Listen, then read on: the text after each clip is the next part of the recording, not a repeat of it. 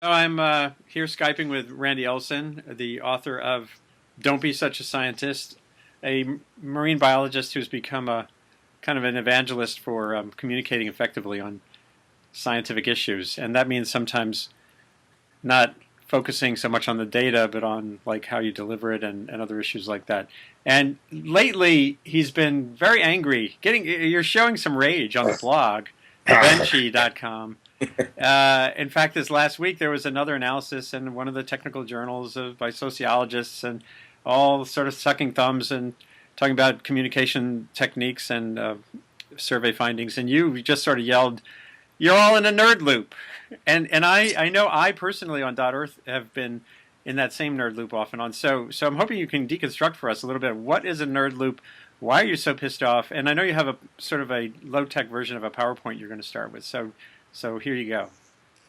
Yeah, I didn't have the budget for PowerPoint, so instead I've made up flashcards today. So the nerd loop. Let's start with about 4 years ago, and Ben Stein came out with that horrible movie called Expelled. There was an attack on evolution science, and I ended up on a group email with a bunch of evolutionists, and they were talking about what to do about this movie, how to offer up a reply to it. And one of the people wrote in this group email, you'd think that there's enough PhDs here that we could come up with some clever means of countering this movie. And no, actually, that's not going to work. It's not a matter, this is communication. This is not academic problem solving. And that's what happens with academics is they get so caught up in their head. They believe, in academia, you're raised with this belief that we can think our way through anything and just think our way to the solutions. But the fact is, when it comes to communication, you can't always think your way. You really, at times, need to do your way into effective communication. And what that means is that communication involves this whole spectrum from your cerebral processes down to the visceral processes. And the cerebral part's important, all this information, but when you get too caught up in it, you're missing a major part of communication. And if you really want to get at least a starting point on the visceral processes, you have to read Malcolm Gladwell's book, Blank. I think it's not a finished work, but it's a perfect introduction into the importance of intuition, and that's what it's about, is developing this intuition, and that comes from experience. You can't read that in a book. You've got to get out there and be doing things. You've got to be experimenting, and this is what I don't see happening, is people trying lots of these little small experiments. So, for example, on Wall Street, long-standing piece of wisdom, everybody knows that you take your money, you put 80% of it into conservative, cautious, blue-chip stocks, but you put 20% into high-risk investments. That is that sort of experimentation that needs to go on where you're taking some chances. Now, the problem in the environmental and science worlds, as far as I can see, when it comes to communication, almost 100% of the support goes to conservative approaches. There is virtually no genuine innovation and experimentation taking place.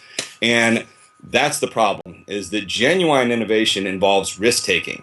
Now, what's happened nowadays is people have locked onto this exciting word innovation, and all these marketing and communication departments have realized we can add that term to our advertising as well. And so everybody's calling themselves innovative. The term is being diluted down. Our president used it 9 times in his State of the Union address this year, and it means very little now because everybody says they're innovative. But genuine innovation involves risk-taking. That's not what I see happening, and this leads us back to kind of the central principle of my book, which is this simple little couplet of arouse and fulfill. That's how you communicate effectively to the broad audience. But the arousal part has got to involve risk, and if you're not taking any risk, then you're just not going to score with the broader audience. So that's my sermon for today.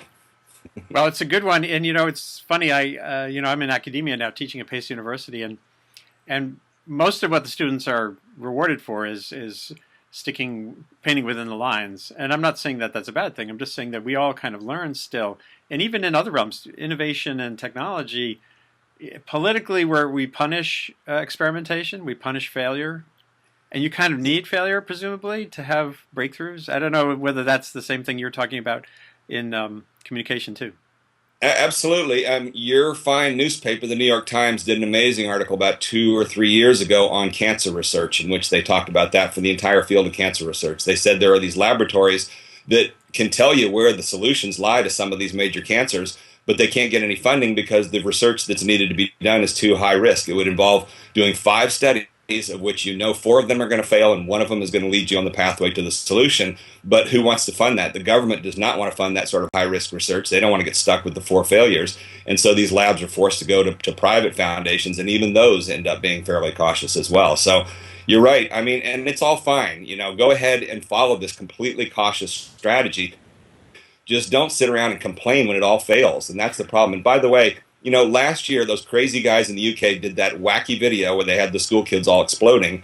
And I didn't even bother speaking up because the air of political correctness was so powerful in the blogosphere when that came out. But all the major environmental people stood up in indignation and said, "How dare they? We are horrified by this." Almost nobody spoke up and said, "This is a little bit off-putting, but at least they're experimenting. They're trying something different. That's what's not going on." And instead, everybody's investing in all this polling, all this messaging, all this cerebral stuff that turns into the nerd loop that just keeps spinning higher and higher and higher.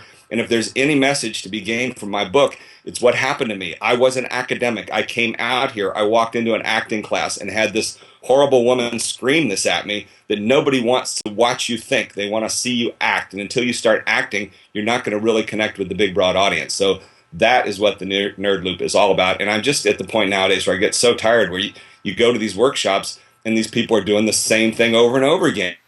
And they are just putting all their faith in this messaging and looking for the perfect phrase. And as I said in my essay there, I've listened to it for 4 or 5 years with my movie Flock of Dodos. And there is this catchy slogan that the intelligent design folks came up with, which is teach the controversy. And then I asked the scientists, does the science world have an equal and opposite phrase? And the answer was no.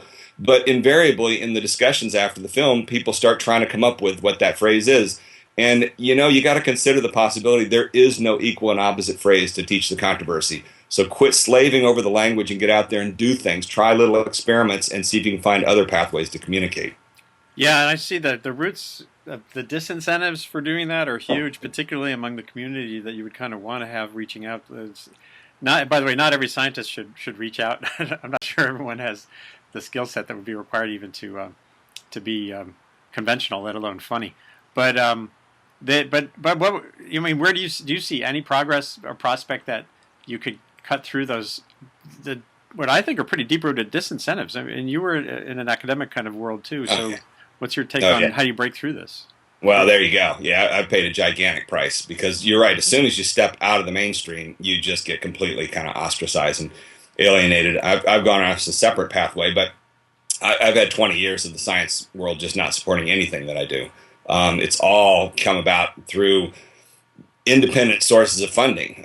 There is no support for anything that steps outside the mainstream because everybody's so bought into this idea of peer review. And how are you going to get anybody to support any wacky, unusual ideas if you have to get 5 or 6 people signing off and saying, yes, we accept that? It simply isn't going to happen. So it is stuck in that loop. But the question is, is it possible you can hit a point such as with communicating climate as it is right now, where there seems to be widespread agreement that everything has failed. It's all a big disaster. The public's not buying this, and they're not supporting it. And more importantly, the 4th chapter of my book is Don't Be So Unlikable, and the environmental movement has created a very unlikable voice for this environmental message overall. People don't want to listen to this stuff. It has not been crafted into the proper voice that is popular in broader society. It's popular within the little clubs and things like that that work on this stuff, but not when you get out to the broader graphics. Now this comes up with another question, kind of like what you were saying about what's the response to teach the controversy. But the environmental movement through the 20th century was all built around 2 phrases that I've kind of said we have to move past. Those are "woe is me" and "shame on you." And so what would be, like, if you wanted to experiment with an alternative phrase for the environmental movement, for the green group as they're called sometimes, what would that, any ideas? Well, the starting point is what you just hit on, experiment. Who's experimenting? Who's putting up small chunks of money to create variation? And anybody who's studied natural selection knows that the whole process begins with variation. You've got to have a lot of variation for selection to operate on. And there's simply not much variation going on. It's all so channelized. It's people buying into the same things over and over again.